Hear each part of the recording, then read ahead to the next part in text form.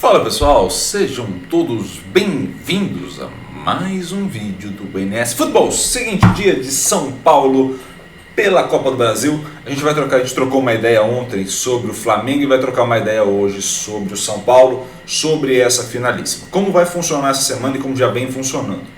A gente teve ontem o vídeo do Flamengo, hoje vídeo do São Paulo e no domingo o vídeo do confronto, desse primeiro confronto que a gente vai ter no final de semana, tá? Na semana da grande final, a gente vai ter outro vídeo do São Paulo, outro vídeo do Flamengo, aí ordens invertidas, e também o vídeo do confronto final, já com a prévia, obviamente, desse primeiro jogo, o que aconteceu, quais são os cenários possíveis ali dentro, mas é óbvio, a gente vai colocar tudo isso para vocês a partir de agora, tá bom? Então vamos para a análise de São Paulo, finalista da Copa do Brasil.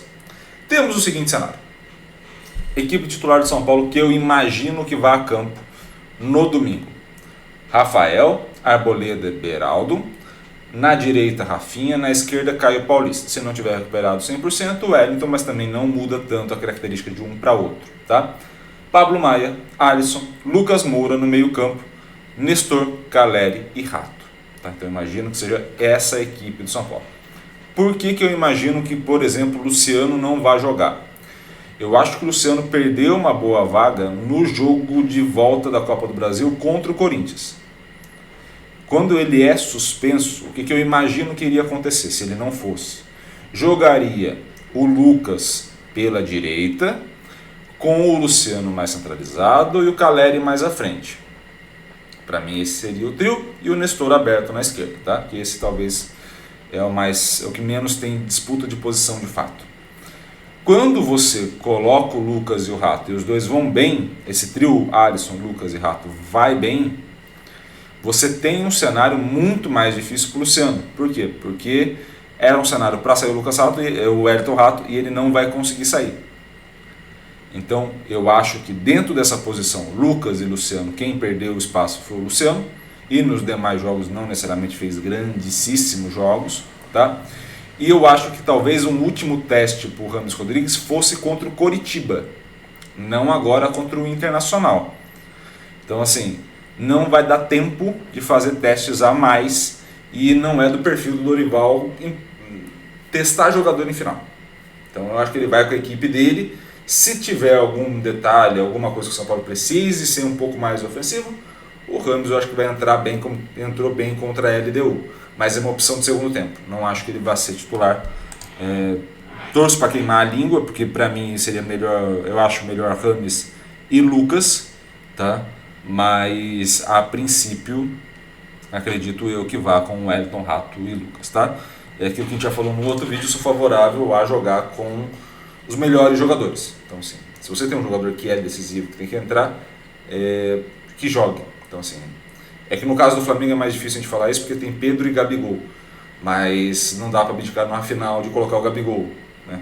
Vige Campeonato Carioca, não dá para num jogo decisivo você não colocar a tua principal estrela, infelizmente não dá. Quando a gente for falar do São Paulo, primeira parte que a gente tem que entender, quem vai dar profundidade pela esquerda é o Caio Paulista ou o Wellington, os dois vão ter mais ou menos o mesmo perfil. Então, nesse cenário aqui, entre os dois aqui, o Rafinha desloca um pouco mais para o centro, o Arboleda vai jogar um pouco mais centralizado e o Beraldo vem cobrindo a função de subida do Caio Paulista. Então, esse cenário que a gente tem é um trio de defesa aqui, com o Caio Paulista mais posicionado mais à frente, tá? Pisando um pouco mais na linha e indo em direção à linha de fundo. Quando a gente for olhar esses outros jogadores de meio campo, e aí eu estou colocando o quarteto de meio campo, deixando Lucas e Caleri mais para depois, tá? Na análise. Temos o Pablo Maia, que ele faz essa função, deixa eu só trocar a cor da caneta para facilitar a visualização para vocês. Ele faz essa função que é percorrer essa faixa central do campo. Então é ele que vai dar essa sustentação para o São Paulo. Então o São Paulo vai formar uma linha de 3 na defesa, com o Rafinha na direita, com o Arboleda e com o Beraldo. Quando o Pablo Maia desce, é ele que forma o losango para poder sair. Então ele que é o grande formador dos triângulos daquela saída do São Paulo, justamente pela movimentação lateral que ele vai ter e sustentação que ele vai dar para essa equipe. Tá? O Alisson tende a ter uma movimentação centro para a direita, o Wellington Rato tende a ter uma movimentação em direção à área aí da direita para o centro. Então quem que vai fazer essa função de profundidade pela direita? Ninguém. Quem estiver caindo no setor, não vai ter um cara só responsável. Você vai ter o Alisson podendo cair por ali, você vai ter o Wellington Rato, você vai ter até o próprio Lucas. Então vai funcionar na dinâmica dos três e no que os três encontrarem dentro do jogo especificamente, tá? E esse é um ponto extremamente importante. O que os três encontrarem dentro do jogo é o que vai ser o responsável naquele momento por essa profundidade aqui pela direita, tá? Esse espaço que é atacado ali na esquerda pelo Caio Paulista, aqui por vezes pode ser o Alisson, pode ser o Rato, pode ser até o próprio Lucas, ou por vezes, pouquíssimas vezes, o Rafinha. Tá? Então, quando o São Paulo não encontra facilidade de sair dessa região central, o Pablo Maia desce nessa linha de 3, aí o Arboleda vem aqui para a direita, o Beraldo mantém na esquerda e o Rafinha por vezes ataca aqui, tá? Mas aí com uma cobertura do Alisson e também com a cobertura do Nestor em alguns momentos aqui para a subida do Caio Paulista, tá? Nesse cenário que a gente está analisando, a gente pode já entender como que constitui o São Paulo, a linha de defesa e a linha de meio. Então vamos para a linha de ataque, tá? Quando a gente chega na linha de ataque, você tem o Caleri mais centralizado, e tá certo em ficar mais centralizado. Você pode ver que a linha do São Paulo, ela fica muito para trás dessa linha da grande área, ela não pisa tanto na linha da grande área. Você tem muita gente de meio campo, mas pouca gente que vai pisar e infiltrar. Então por que, por exemplo, o Luciano foi muito importante, ou tem sido muito importante ao longo dessa temporada? Porque ele é atacante. Então o São Paulo jogaria quase com duas linhas de 4, com 2 atacantes. Esse é o grande ponto. Quando você tem ali o Caleri, ele precisa dessa profundidade, justamente para você, tendo esse cara de infiltração, ser esse cara o responsável por fazer a parede, o Caleri, e aí permitir a movimentação. O Lucas tem jogado um pouco mais centralizado, trocando, alternando algumas vezes com o Rato pela direita, e é ele o responsável por fazer esse processo de infiltração pela direita. Então ele vem mais centralizado, o Caleri faz a parede e o Lucas vem podendo finalizar com um ângulo muito melhor, muito mais produtivo para ele. E aí é onde o Lucas fez basicamente o gol contra o Corinthians, foi onde ele fez o gol contra o próprio Flamengo no Maracanã, foi quando ele fez aquela finalização que o Cássio defendeu contra o Corinthians. Então são todas as movimentações que ele sai da direita, começa a se movimentar pela região central, encontra alguém, geralmente o Caleri, fazendo essa parede, e aí ele consegue atacar a última linha, tá? O que a gente pode entender desse São Paulo agora como um todo, né? A gente fez análise de jogador a jogador, setor a setor, vamos entender como funciona esse São Paulo. Você tem duas regiões de maior concentração. Então você tem uma concentração muito grande pela direita, onde cai o Alisson, onde cai também o Rato e o Lucas. Então você tem uma concentração muito grande aqui de jogadores, além do apoio do próprio Rafinha aqui, um pouco mais centralizado. Então você tem aqui um quarteto formado que é um quarteto de boa qualidade, que esse quarteto de muita boa qualidade consegue desenvolver muito bem o jogo do São Paulo pela direita. O problema é óbvio, você consegue basicamente balancear a marcação da equipe adversária e fechar esse lado, né? Se você não quiser equilibrar, por exemplo, o Corinthians quis equilibrar as linhas, né? Principalmente a última linha.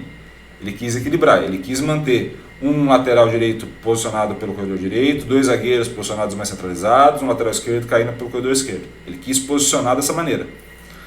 Quando você não precisa fazer isso, você vai só fazendo o balanço dessa linha defensiva, você vai aglomerando o jogador naquela região. Aglomerando o jogador naquela região, se dificulta demais. Qual que é a jogada do São Paulo? Você trabalha essa jogada por aqui e consegue fazer essa inversão aí com o Caio Paulista e também com o Nestor.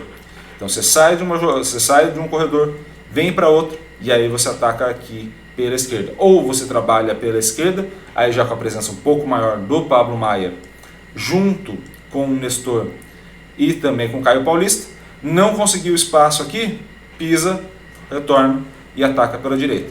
Então qual que é a grande graça que a gente vai ver nesse jogo? Você tem um Flamengo muito centralizado e um São Paulo pelas pontas. Então você tem um desencaixe de marcação que dificulta as duas equipes. Para o São Paulo, uma equipe que joga muito mais pela ponta, dificulta, porque você é obrigado a concentrar o jogador no centro, sendo que você precisa construir a jogada pela ponta. E para o Flamengo, ter uma equipe que consiga atacar pelas pontas é muito difícil. Justamente por quê? Porque quem sobe no Flamengo é o Wesley e o Ayrton Lucas. Então você tem os dois corredores mais frágeis ali para você atacar.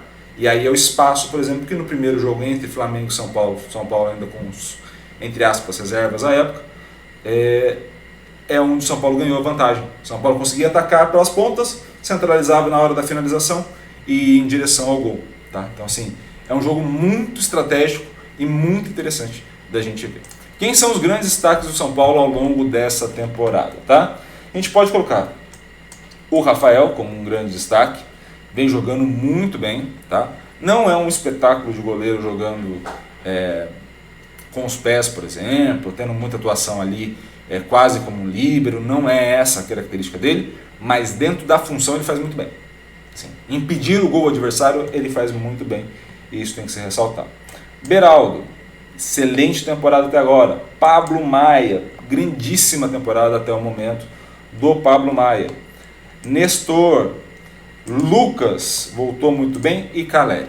Então assim, para mim, das equipes, dos jogadores que a gente falou aqui da equipe do São Paulo, esses são os jogadores mais decisivos. Claro, você tem o Wellington Rato, você tem o Alisson, você tem o Caio Paulista, você tem o Arboleda, você tem o Rafinha, são jogadores que vão auxiliar, mas os de maior impacto no jogo são esses. Então, assim, se a gente puder imaginar quem vai fazer a diferença, ou é um grande jogo de desarme, de reconstrução, de passe do Pablo Maia, ou vai ser um grande jogo da defesa através do Beraldo e também do Rafael, ou também um jogo pelas pontas com o Nestor, com o Lucas, e um jogo um pouco mais centralizado com o Caleri, tá? Então esse é o perfil da equipe do São Paulo, beleza? Espero muito que vocês tenham gostado desse vídeo. Se gostou, te agradeço demais, mas curta, comente e compartilhe esse vídeo com o máximo possível de gente, e é claro, se inscreva no canal e ative o sininho para receber todas as notificações.